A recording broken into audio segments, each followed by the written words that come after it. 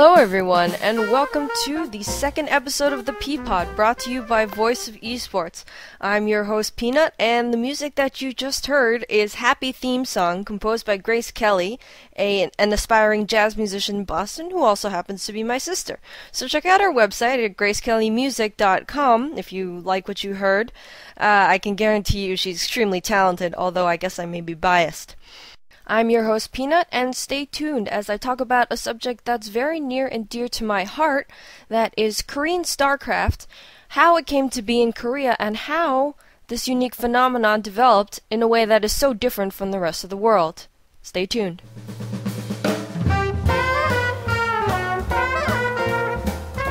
StarCraft in Korea is now an $81 million a year industry, and the story of how it is now and how it came to be is very interesting. You can't go very far in any history of Korean StarCraft, though, without mentioning the Terran Emperor, Im Yo-hwan, SlayerS.BoxeR. In a way, the story of this gaming genius is the story of StarCraft's rise in Korea.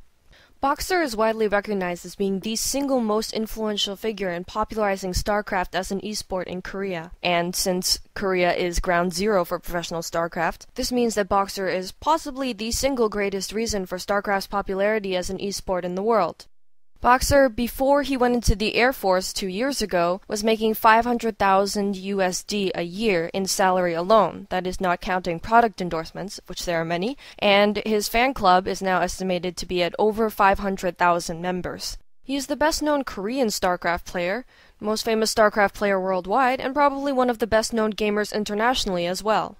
He has not only inspired countless StarCraft players on a recreational level and a professional level, but also his inspirational qualities stretch across boundaries of esports genres and game titles. Todd, a French Warcraft 3 player who is ranked as one of the top 10 Warcraft 3 players in the world, said in an interview that he chose human as his race in Warcraft 3 because he was inspired by BoxeR's use of Terran.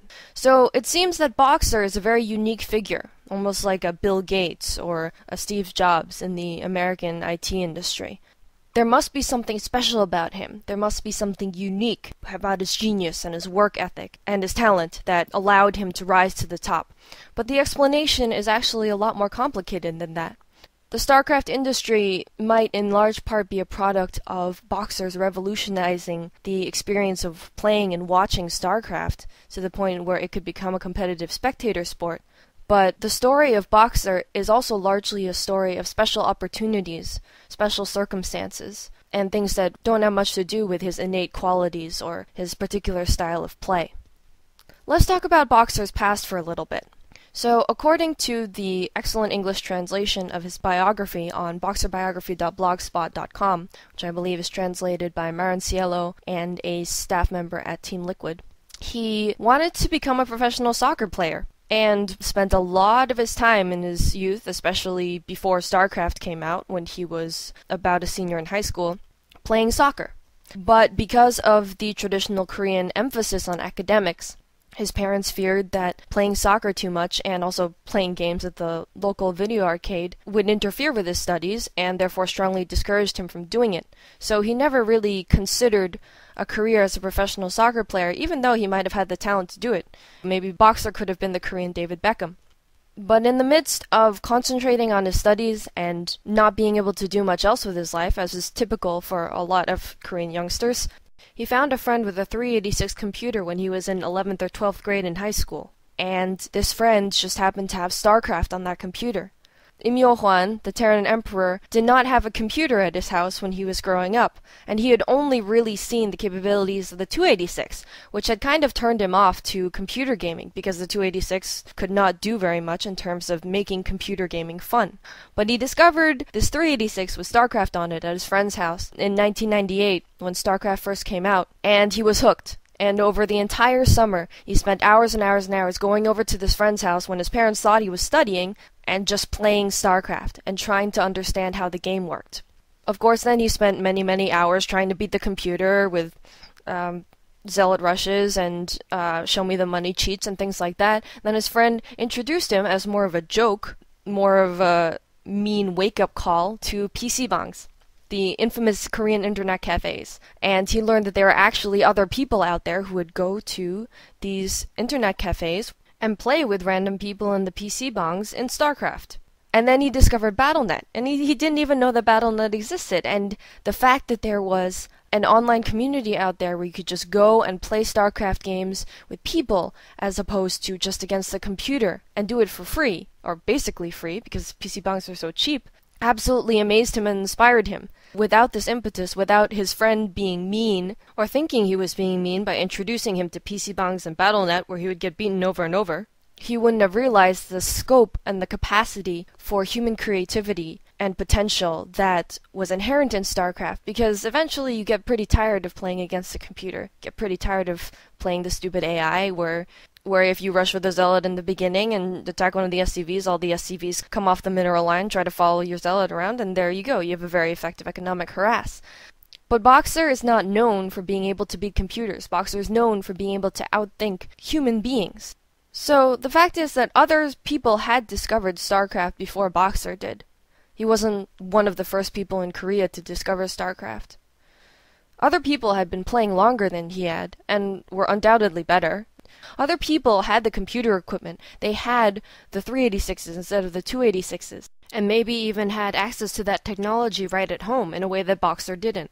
So it wasn't as though StarCraft came as just a gift out of the heavens to BoxeR. It was a series of very particular, lucky opportunities that brought him to the point where he said, I love this game, I've discovered this game and I want to make it my life.